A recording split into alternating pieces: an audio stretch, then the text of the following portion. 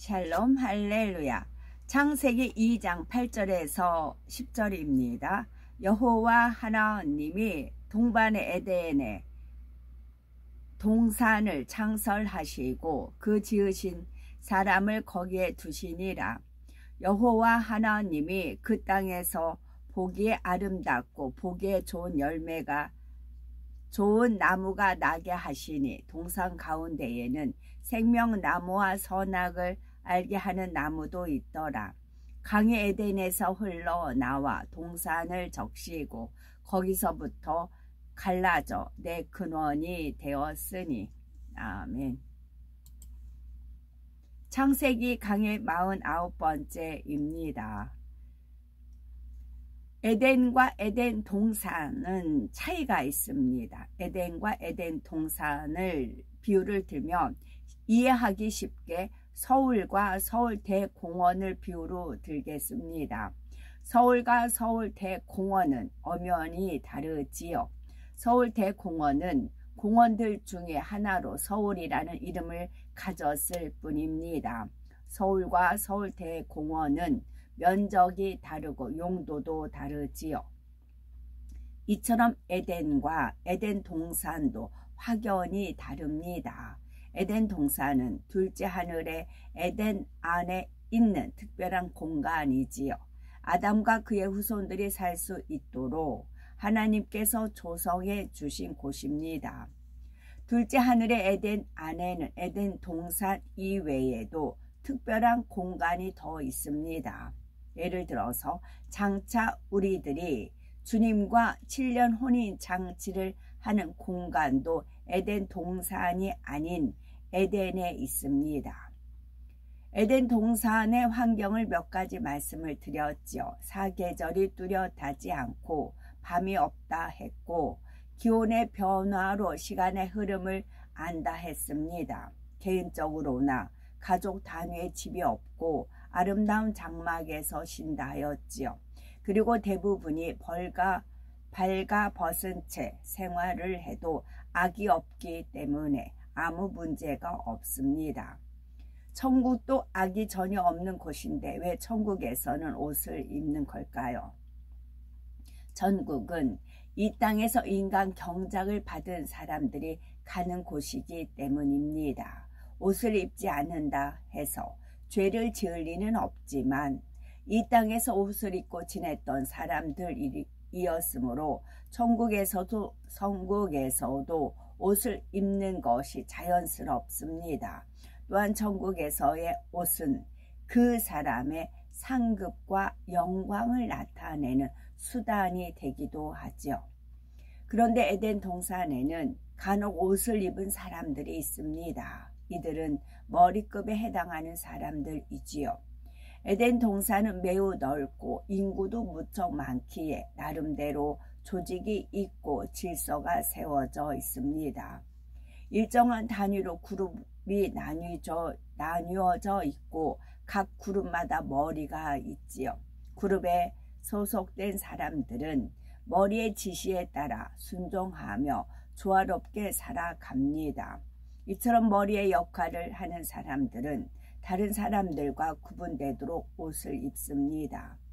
에덴 동산에서 옷은 머리된 사람이라는 지위를 나타내는 구별수단일 뿐이지요. 부끄러움을 가리기 위해 몸을 치장하기 위해서 있는 것이 아닙니다. 에덴 동산의 자연환경은 지구와 거의 비슷합니다. 온갖 꽃과 나무들이 있고 각종 동물들이 있지요. 새, 짐승, 곤충, 물고기를 비롯한 각종 동물들이 있습니다. 6일 창조 동안 지구에 창조된 동식물들이 에덴 동산에도 모두 있다고 보시면 되겠고, 그런데 같은 종류라 해도 지구에 있는 것과 에덴 동산에 있는 것의 빛깔은 매우 다릅니다. 비둘기를 예를 들자면 지구에도 에덴 동산에도 흰 비둘기가 있습니다. 그런데 같은 흰색이라고 해도 그 빛깔이 확연히 다르지요. 에덴 동산의 흰 비둘기는 눈부시게 밝고 맑은 흰빛입니다. 지구에 있는 흰 비둘기는 그렇지 못합니다. 비둘기가 나왔으니까 저는 헤브라님한테 비둘기를 공부를 했어요. 어느 교회에 이제 가자고 갔는데 그 비둘기들이 많이 날아서 노는데 잿빛 비둘기잖아요. 거기에서 이제 누르스름한, 그러니까 노란색 비슷한 그런 비둘기들이 꼭 한 마리씩 껴 있어요. 그러면서 헤브라님이 여기서 이제 잿빛 비둘기에서 그 이제 누르스름한 거 노란색 그 비둘기가 여기서 대장이다 그래요. 근데 이제 대장 같지는 않아요. 근데 꼭 한 마리씩 꼈어요. 그 뒤부터는 제가 비둘기 모여 있는데 보면 꼭 잿빛 비둘기 중에 노르스름한 건 한 마리씩 꼭 껴 있어요. 그래서 늘 비둘기는 이제 제가 관찰을 하던 중에 이제 잿빛 비둘기 중에 노란 비둘기는 없고 흰색 비둘기로 바뀌었더라고요. 근데 흰색이 이제 잿빛하고 흰색하고 섞여 있고 그러더라고요. 그러더니 어느덧 흰색 비둘기만 이제 완전히 흰색 비둘기가 이제 무리 중에 있어요. 그래서 비둘기들이 저는 이제 미리 공부했기 때문에 그런 관찰을 가지고 있는 것이죠. 관찰을 가지고 이제 있는 거죠. 그리고 이제 청계천에서 한 마리 백로가 와서 있는 거 제가 전에 동영상 찍은 게 있거든요. 근데 사람도 그래요. 어디서 이 새가 날라왔지? 그랬거든요. 어제도 제가 이제 동대문에 이제 좀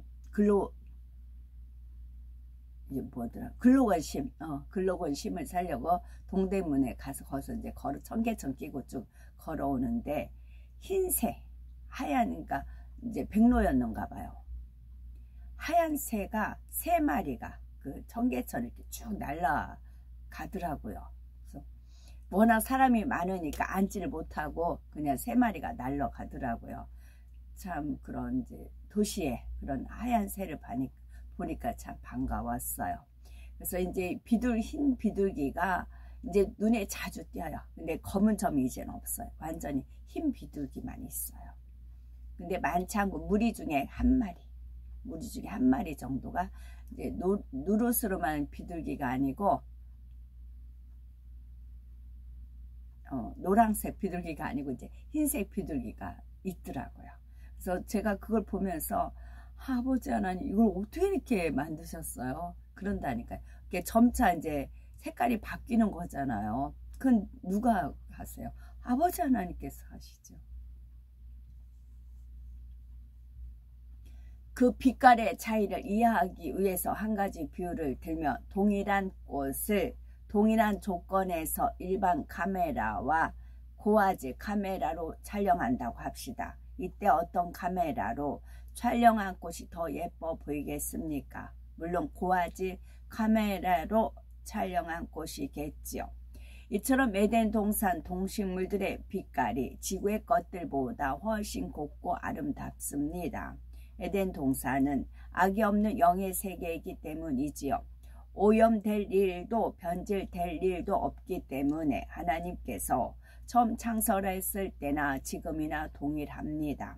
점 그대로 깨끗하고 맑고 아름다운 상태를 유지하고 있습니다.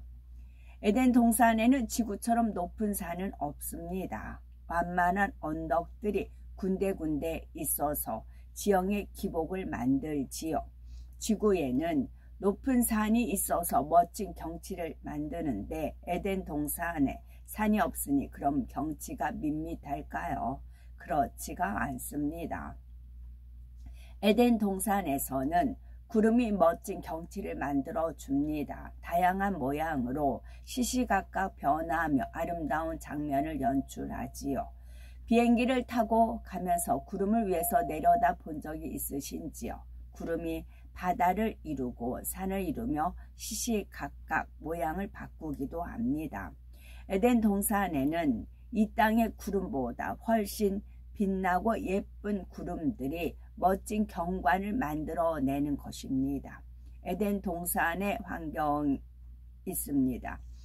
구름보다 훨씬 빛나고 예쁜 구름들이 멋진 경관을 만듭니다. 간혹 제가 나가서 하늘 찍는 거는 그 하늘이 둘째 하늘이라는 거예요. 둘째 하늘문이 열려서 둘째 공간을 보여주신 것을 이제 제가 찍는 거지요. 주님께서 이끄셔서 찍는 겁니다. 9절을 보면 여호와 하나님이 그 땅에서 보기에 아름답고 먹기에 좋은 나무가 나게 하시니 동산 가운데에는 생명나무와 선악을 알게 하는 나무가 있더라 했습니다. 에덴 동산에도 지구처럼 수많은 식물들이 있습니다. 그 중에는 열매 맺는 과일 나무들도 많고요. 보기에 아름답고 보기에 아름답고 먹기에 좋은 나무가 나게 하셨다 말씀과 같습니다.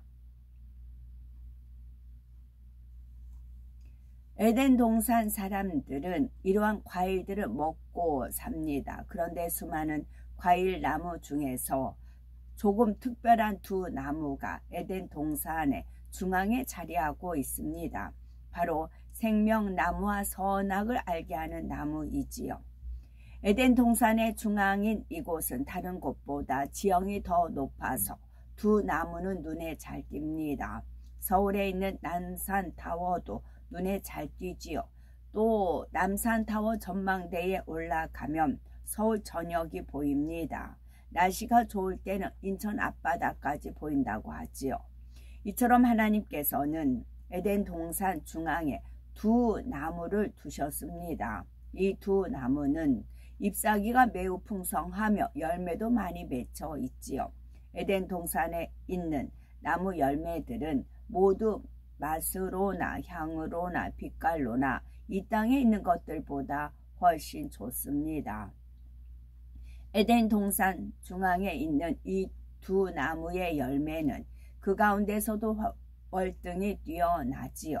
눈으로 보기에도 확연히 차이가 납니다. 두 나무의 열매는 두 손으로 안아야 할 만큼 상당히 크지요. 이와 비슷한 크기의 이 땅 과일로는 메론을 들 수가 있습니다. 메론의 크기는 지름이 보통 20에서 25cm이지요. 생명나무의 열매 곧 생명과일과 선악을 알게 하는 나무의 열매인 선악과는 모양이나 빛깔이 분명히 다릅니다.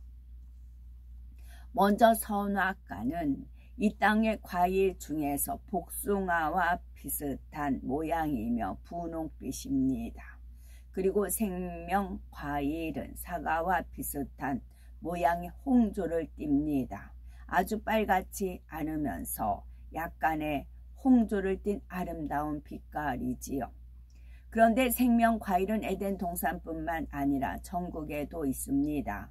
요한계시록 2장 7절은 이기는 그에게는 내가 하나님의 낙원에 있는 생명나무의 과실을 주어 먹게 하리라 했습니다.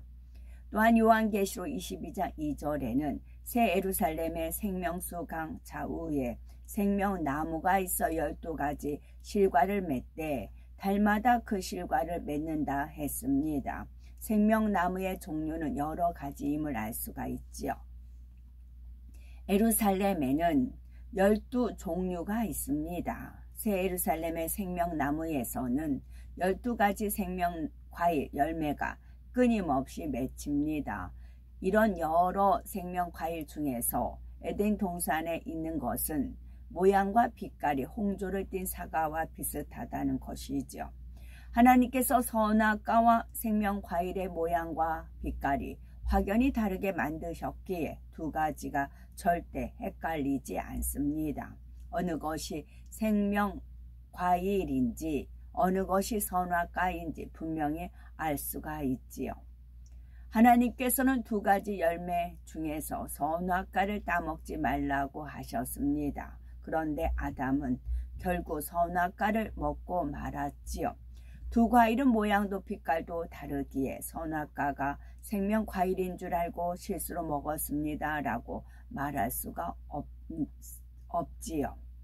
우리가 이 땅에 사는 동안에도 삶 속에서 항상 선과 악을 만날 수가 있고 영과 육을 만날 수가 있습니다.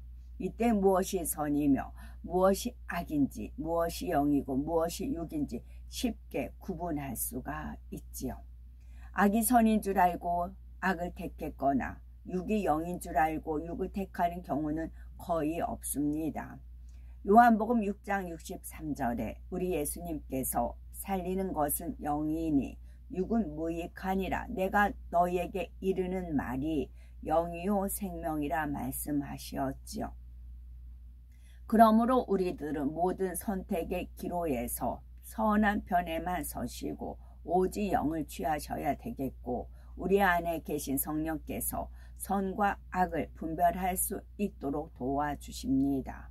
또한 우리가 영을 취할 때마다 기뻐하시며 신령한 은혜와 능력을 더해 주십니다. 신령한 은혜와 능력을 더해 주십니다. 어제 같은 이제 케이스가 불빛이 그 무대 장치를 그렇게 해석하는가, 이제 전체적으로 붉은 빛이 쫙 관중들한테 이렇게 비쳤어요. 화면상으로 이제 붉은 빛이 이제 비쳤어요. 붉은 빛 하면 뭐예요? 홍만의 홍보서, 열성과 충성, 어디를 향해서? 나라를 향한, 대한민국 하나님이 보호하사 우리나라 만세, 나라를 향한 열성과 열정과 충성, 그 마음들이 모인 거잖아요. 그래서 전체적 붉은 빛을 했을 때 붉은 성, 이제 사랑의 성 있잖아요. 사랑의 성, 그거를 떠올렸어요. 사랑의 성, 홍만의 홍보서. 이 뭐예요? 신령한 은혜와 능력을 더해 주신다고. 같이 많은 무리들이 모였지만 다 나름대로 마음 그릇에 따라서 그렇지만 오로지 한 가지 마음이 있잖아요. 나라를 향한 열정과 나라를 향한 열성과 나라를 향한 충성이 있잖아요. 그 마음들, 붉은빛. 저는 이제 그런 이제 신령한 은혜와 신령한 능력이 이제 임하는 거죠. 그런 이제 깨달음과 은혜와 은총이 주시니까 힘껏 이제 함께 참석을 한 거죠. 또 시너지 효과 이렇게 번져 나가는 거잖아요. 천상의 과일들은 그 향치와 맛이 신선하면서도 극합니다. 한입 베어 물면 입안에서 살살 녹는 듯 하지요. 이 땅의 어떤 과일과도 비교할 수가 없는 맛과 향을 갖고 있습니다. 예전에 우리가 장차 천국에 가시면 이 생명 과일을 마음껏 드실 수가 있습니다. 천국에 있는 생명 과일은 에덴 동산의 것보다도 맛과 향이 훨씬 진합니다. 물론 천국에서도 낙원보다는 더 새 예루살렘의 생명 과일이 훨씬 더 맛있지요. 더군다나 새 예루살렘에는 생명 과일만도 그 종류가 12가지나 있다 하였죠. 그러므로 우리는 꼭 새 예루살렘에 들어가 그 맛과 향을 직접 확인한 우리가 되셨으면 좋겠고, 10절에 강이 에덴에서 발원하여 동산을 적시고 거기서부터 갈라져 내 근원이 되었으니 라고 했습니다. 이어지는 11절부터는 내 강의 이름과 강이 흐르는 지역이 나오지요. 이 내 강의 발원지는 에덴이라 하였습니다. 에덴 동산이 아닌 에덴이지요. 에덴에서 발원한 강이 에덴 동산으로 흘렀습니다. 그러면 이 강의 발원지에 있는 물은 어떻게 생겨난 것일까요? 6일 창조 역사 중 둘째 날 지구를 덮고 있던 물 가운데에 궁창이 생겼습니다. 물은 궁창을 기준으로 궁창 아래 물과 궁창 위의 물로 나뉘어졌지요. 궁창 아래 물은 창조 셋째 날에 지구의 바다를 이룹니다. 그리고 궁창 위의 물은 둘째 하늘로 옮겨졌다 하였지요. 바로 이때에 둘째 하늘로 옮겨진 물이 에덴의 강을 이루는 근원이 되었습니다. 에덴에서 발원한 강은 에덴 동산을 두루 돌아 흐릅니다. 천구 생명수 강이 하나님의 보호자로부터 나와 천국을 두루 돌듯이 에덴 동산에도 두루 돌며 흐르는 강이 생긴 것입니다. 에덴 동산의 자연 환경은 지구와 매우 비슷하여 물이 꼭 필요합니다. 에덴 동산의 동식물은 이 물로 인해서 충만함을 잇고 생명을 유지할 수가 있지요. 에덴 동산에서 살게 될 아담과 그의 후손들에게도 물이 필요합니다. 그들은 생명의 존재이긴 하지만 흙으로 지어진 몸을 가졌지요. 몸에는 피가 순환합니다. 이것은 그 몸에 물이 필요하다는 의미이지요. 진화론자들이 이제 주장하는 게 보면 그러면 중간 단계가 있어야 되지 않느냐 그런 이론들이 있잖아요. 진화를 하면 중간 단계가 있어야 되지 않느냐 그런 이제 반론을 핀단 말이죠. 이것도 이제 아버지 하나님께서는 아담과 하와를 이제 지구의 흙으로 지으셔서 이끌어서 에덴이란 동산을 살게끔 하셨어요. 죄를 짓기 전에 생명이에요. 아담과 하와는 죄를 져서 에덴으로 내려왔고요. 그래서 우리 육의 사람이 되어 있고요. 그러면 보존하신다고요. 아담과 하와를 지었던 그 생명의 사람들을 그대로 보존한다고요. 그리고 아담과 하와가 선악과를 하나님 앞에 불순종해서 선악과를 먹고 지구로 내쫓겨서 이제 땀을 흘려야 솟아먹고 이제 하와는 잉태의 고통을 더한다 그런 표현을 했죠. 그 후손들이 우리가 되어 있잖아요. 그 후손도 있고 그 다음에 또 에녹과 또 엘리야처럼 죽음을 보지 않고 승천한 인물도 있잖아요. 그 단계별로 다 하나님은 보존하신다고요. 그러니까 이제 원수마귀 사단 루시퍼는 흉내는 내야 되겠고 억지를 부리는 거죠. 순 억지를 부리는 거죠. 이처럼 또 원수마귀 사단 루시퍼가 하는 짓은 반칙이라는 게 있어요. 반칙을 씁니다.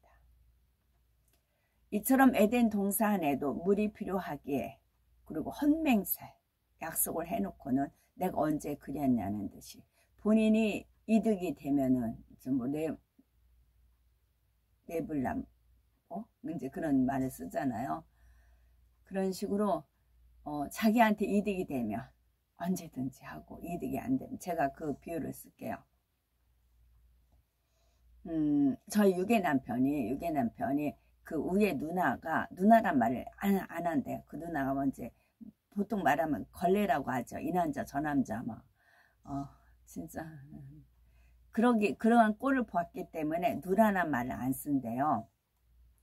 누나란 말을 안 써요. 그냥 이제 그런 누나란 말을 안 쓴대요. 워낙 그런 남자를 막 그런 갈라치게 하고 하는 걸 보니까 그러다가 어이가 없어.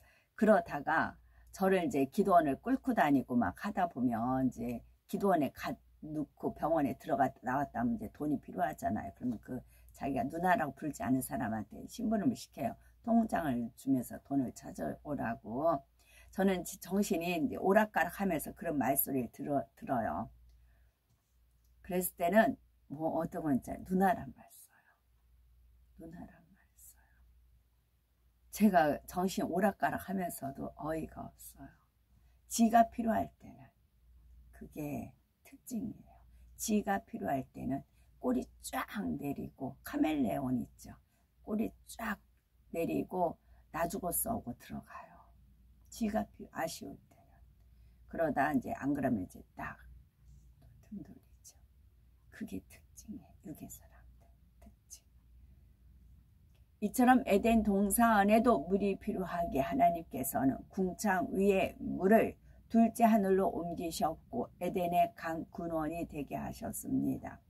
10절 후반절에 강이 또 거기에서부터 갈라져 내 근원이 되었다 하였지요.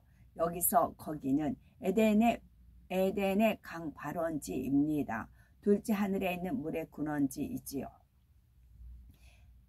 이 둘째 하늘로 옮겨진 궁창 위의 물은 에덴 동산 강의 근원지도 되며 네 강의 근원도 되지요. 그런데 이 네 강은 에덴 동산이 아닌 지구에 있습니다. 둘째 하늘에 옮겨졌던 물이 다시 지구의 네 곳으로 쏟아져서 큰 강을 만들었지요.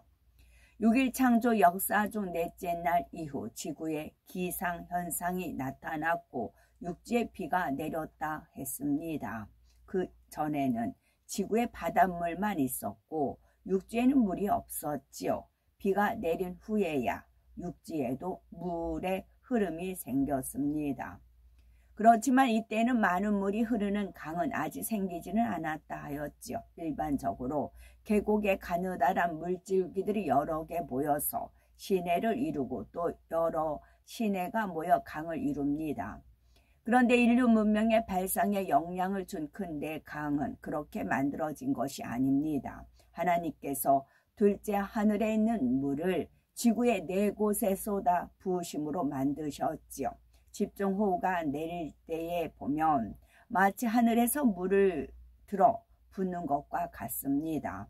하나님께서는 지구의 네 강을 만드실 때에 둘째 하늘의 창을 열어 에덴의 강에 근원된 물이 네 지역으로 쏟아지게 하셨습니다.